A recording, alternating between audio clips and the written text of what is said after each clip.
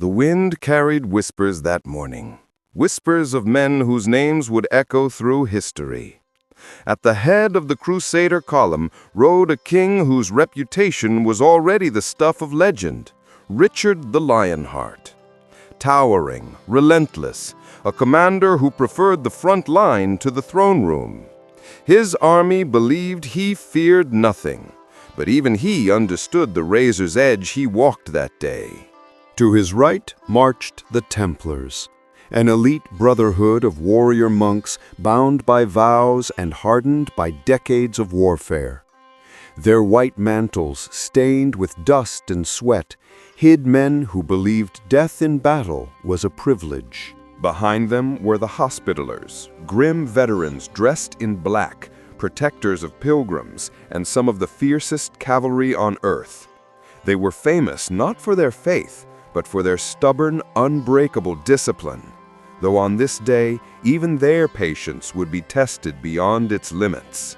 And far beyond the haze of heat and sand waited Saladin, the brilliant, calculating sultan of Egypt and Syria. A leader admired even by his enemies, he commanded an army of expert horse archers and light cavalry who seemed to move with the desert itself. Saladin knew Richard's strengths. He also knew his weaknesses, and he was betting everything on exploiting one of them. With these figures set on the stage, the drama began. The Crusader host marched south along the coastline, hugging the Mediterranean so tightly the waves soaked their boots. It was the only way to keep water within reach and prevent Saladin from encircling them completely. But this narrow path also made them vulnerable. Perfect prey for a commander who excelled at harassment warfare. Saladin's forces hovered just out of reach, like shadows on horseback. They darted forward in brief bursts, loosing arrows that hissed into shields, necks, arms, and legs, then vanished before anyone could give chase. They struck the rear, probed the flanks, peppered the baggage train, and vanished again. Every man in Richard's army felt the torment, but none suffered like the Hospitallers at the back. Every few minutes, another arrow plunged into their ranks. Horses reared or collapsed. Men grunted, cursed, or prayed. Yet Richard's order remained the same, shouted again and again as he galloped up and down the line. Hold your ground, stay in formation. Richard's restraint puzzled many. He was known for bold charges, sudden assaults, and raw, unstoppable aggression. But here, he seemed almost patient, uncharacteristically so. And that was the true duel happening beneath the noise of battle, not a duel of swords, but of minds. Richard knew Saladin wanted a premature charge. A reckless surge of heavy cavalry would scatter the Crusader line into pockets, easily surrounded and destroyed. Discipline was their lifeline, anger their greatest threat. But discipline is not infinite. By the time the sun stood high overhead, men were faint with thirst, suffocating under chainmail, and shaking with adrenaline they weren't allowed to release. The constant sting of arrows became unbearable. The Hospitallers begged for Richard's permission to strike back. Still, he denied them. One Hospitaller chronicler claims their commander cried out in fury, "We are slain! How long must we endure?" We'll never know if the words were spoken exactly that way, but we know what came next. A small knot of Hospitaller knights, pushed past the limit of human tolerance, snapped. They lowered their lances and roared forward in a thunderous, unauthorized charge straight into the heart of Saladin's army. It was the moment Saladin had been engineering for hours. But Richard reacted with breathtaking speed. Instead of punishing the disobedience, he seized it.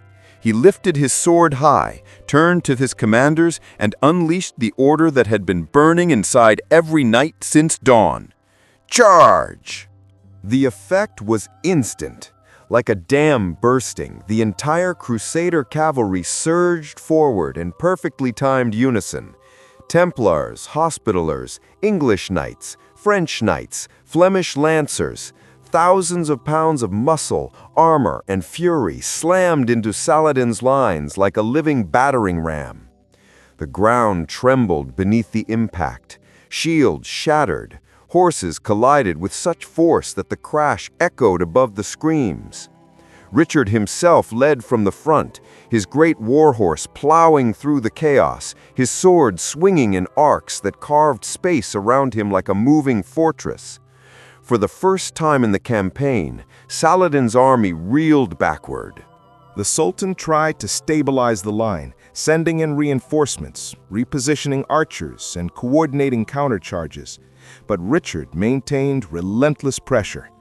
Every time Saladin's troops attempted to regroup, another Crusader wave crashed into them. The brilliant harassment strategy that had tormented the Crusaders all morning now dissolved under the sudden weight of Richard's full assault. What had begun as psychological warfare ended as a rout. As the sun began to lower, the battlefield around Arsuf fell into a stunned quiet. Richard's army, battered but victorious, marched on toward Jaffa with renewed confidence. Saladin, shaken but not broken, withdrew to plan his next move. And yet, in letters written soon after, even Saladin's generals admitted the truth. On that day, Richard had outmaneuvered them. The Battle of Arsuf didn't end the crusade, nor did it reclaim Jerusalem, but it accomplished something almost as powerful.